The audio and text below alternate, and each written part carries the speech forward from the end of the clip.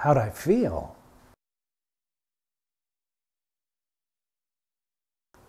I mean, what kind of a question is that? I mean, I felt great. A tremendous sense of accomplishment that I did what I set out to do. I'll tell you what I did. I went back and I took a look at that picture we took the first day, 5 years before, and I'm looking at this thing I'm standing next to, and 2,800 pounds. I mean, big damn piece of machinery. And I'll tell you that God's truth. I thought, I am going to be famous. People are going to know who I am now. First of all, he didn't come to me. I came to him. I tracked him down. Someone from my office got the original article. Not really even an article. More like a blurb. Little thing. And right away I knew it had the potential to really capture the imagination. And this was the kind of thing that with a proper presentation can be very big. So first I say, let's see if this guy's on the level. I mean, anyone can say they've eaten a car, but I needed some kind of documentation. I had it thought out. This wasn't something that I just thought of on the spur of the moment, like, I think I'll need a car. I mean, it doesn't happen like that. Well, it didn't for me, at least. It was my sister's 83 Datsun, 122,000 miles on it. A good car, simple design, not a lot of parts, you know. Great and dependable. Yeah, she would drive it out to Cal Poly 4 times a week when she was going to school out there. But I knew that we had to get it all on tape, because how are you going to prove you ate something like that unless you have a camcorder? You know, we got one with the time and date on the picture, you know, verified. And that was, well, that was thought out.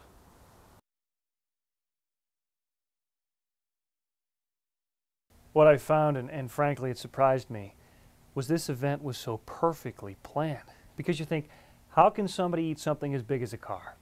It almost defies belief. But then you learn, for instance, a car is just the sum of its parts.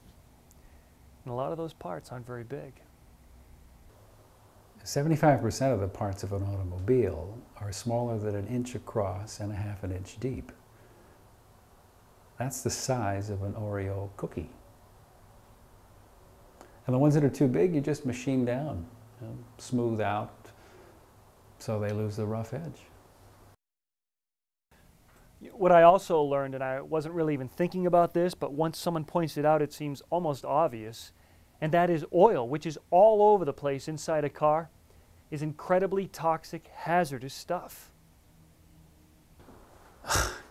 Cleaning the parts was by far the biggest hassle. I mean, every piece had to be cleaned at least twice.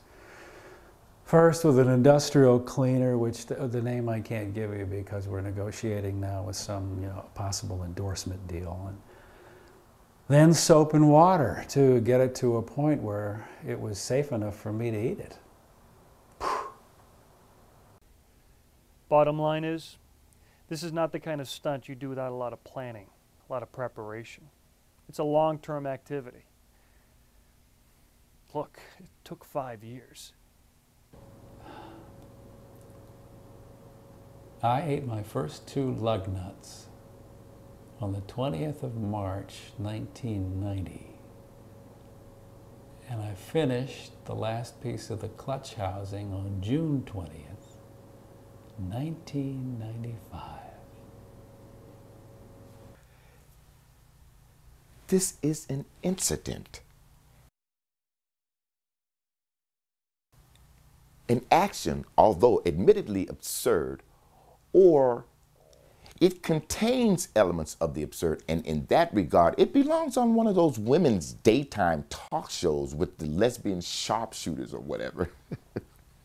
But I think, certainly on another level, and this is where I became involved, on another level, it tells some of us perhaps more then we would like to know about the nature of American society as we approach the millennium.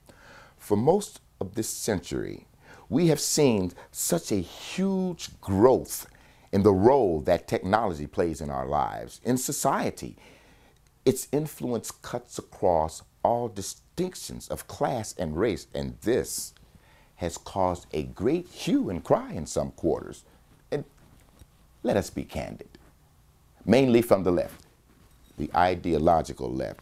And that group sees, and in fact must see, technology not so much as a threat to our quality of life, although that line often works with teenagers and old hippies, but as an immediate threat to the old revolutionary dicta of Marx and Lenin, wherein the Industrial Revolution works to make life increasingly unendurable and wretched for the working person, if you will, if you must.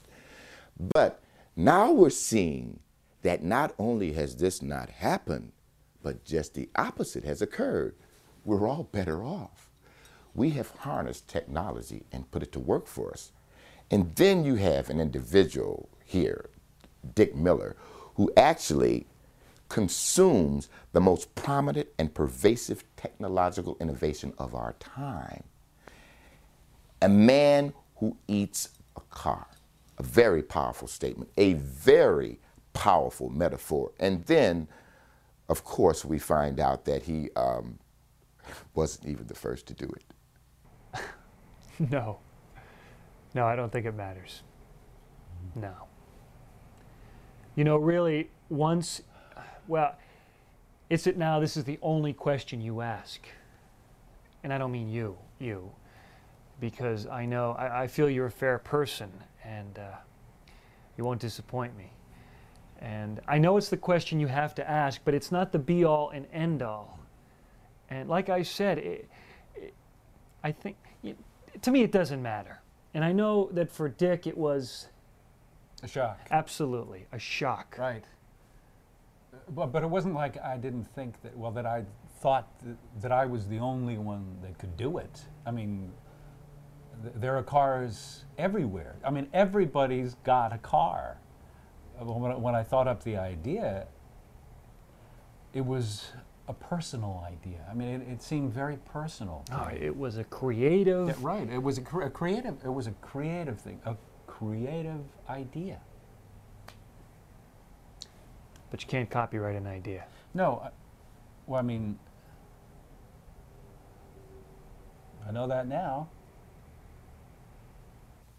Since 1965, there have been at least 5 documented cases of men, and I'm sorry, ladies, of men, for whatever that is worth, of men eating cars.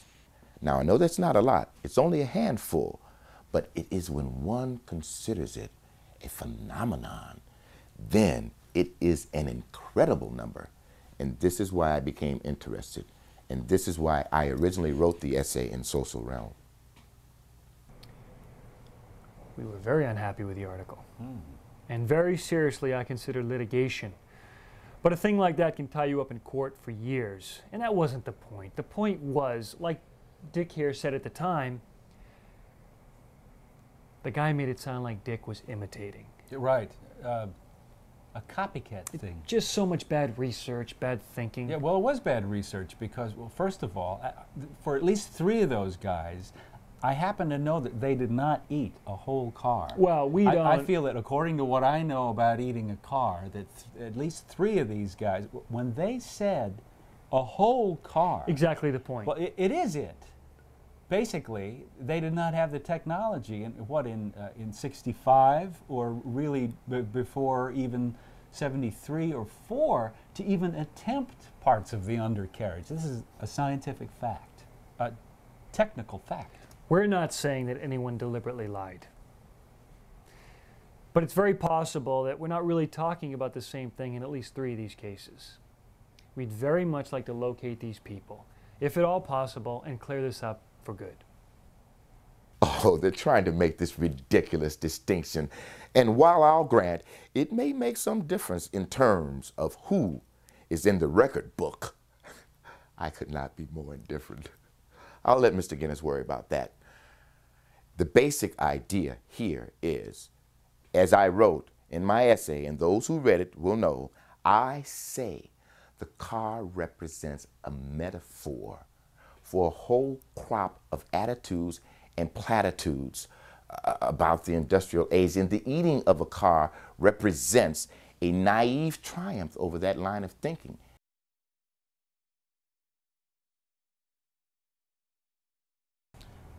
But you got to put that behind you when it comes down to it. Right, but we're still trying to locate these people. Sure, for the record, to find out. I mean, I'd like to know really what they ate.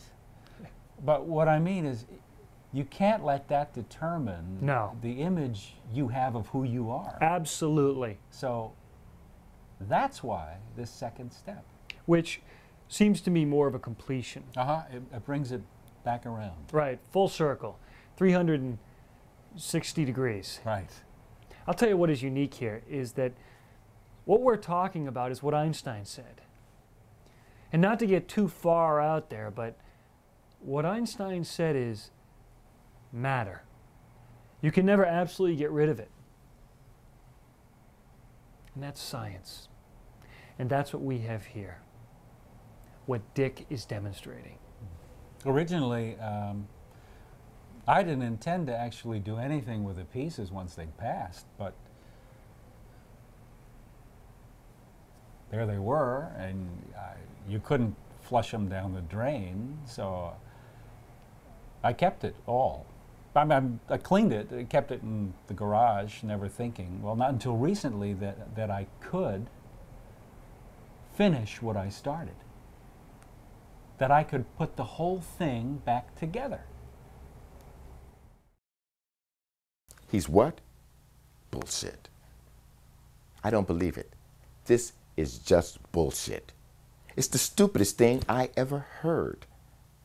A desperate attempt to put the focus back on him. It's the cult of personality in this getting back to that rather than on the act itself. I cannot even take this as a true negation, because a true negation of the art requires some intellectual intent, which is not required by the initializing act. There must be an intent to negate, but there need not be an intent to create. So while this act would appear to mean something, it's just some slick parlor trick.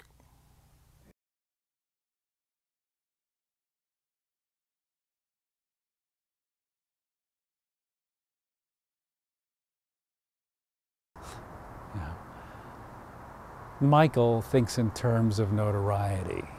Well, that's who he is, and I know it. I know how it is because that was me when I started. But over time, that goes away. It passes, you know. But I wouldn't be doing this now if I just wanted to get my face on TV. I mean, what about what you're doing? How many guys get a movie made about what they did? No, but what goes on in there? See, that's between me and